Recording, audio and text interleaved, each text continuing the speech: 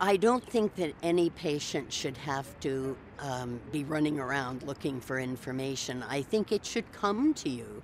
Toronto resident Betty Scuffham has been through 2 mastectomies, cataract surgery, and a mini stroke. And to top it off, she's had to chase down her own lab results and coordinate her health care. You've had tests, or you've had surgery, or you've had something. And what is the result of that? I shouldn't have to phone and say, hello, how am I? You know, they should phone and tell me how I am and what is the next step.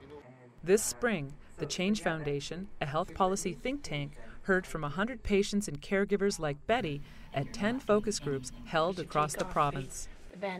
The Change Foundation clearly heard through its research that there is a lack of coordination and a lack of communication across the healthcare system.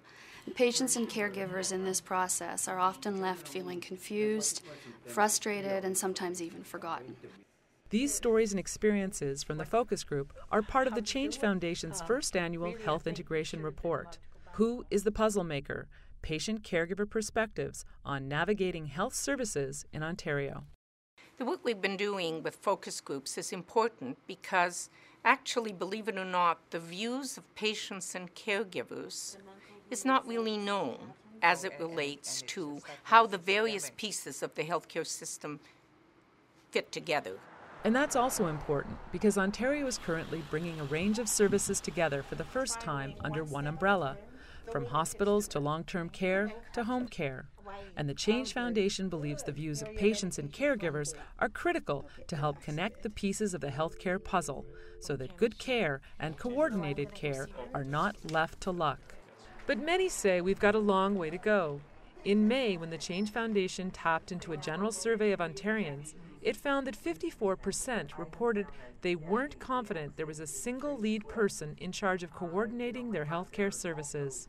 I was a primary caregiver for my mother-in-law, who's 92 and had just passed away.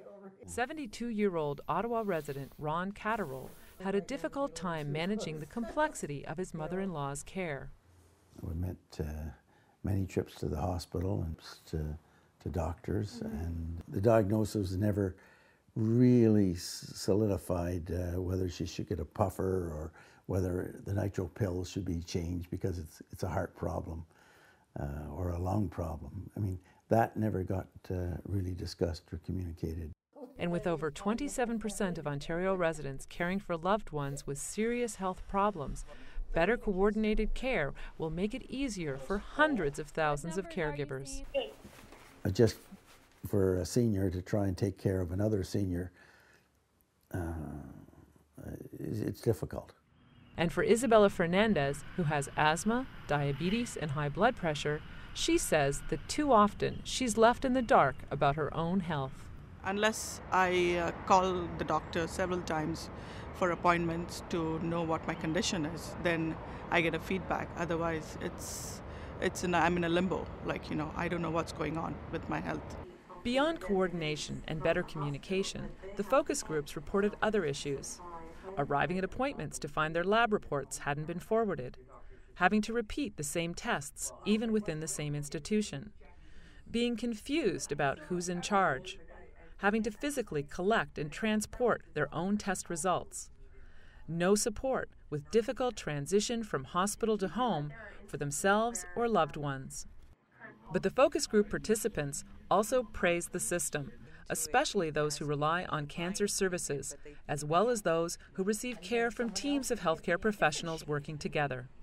Moving forward, the Change Foundation feels that it's incredibly important that the voices of these individuals are part of the ongoing process. In order that we can make a meaningful and a timely contribution to improving the experience and the quality of care for patients and for caregivers across the province.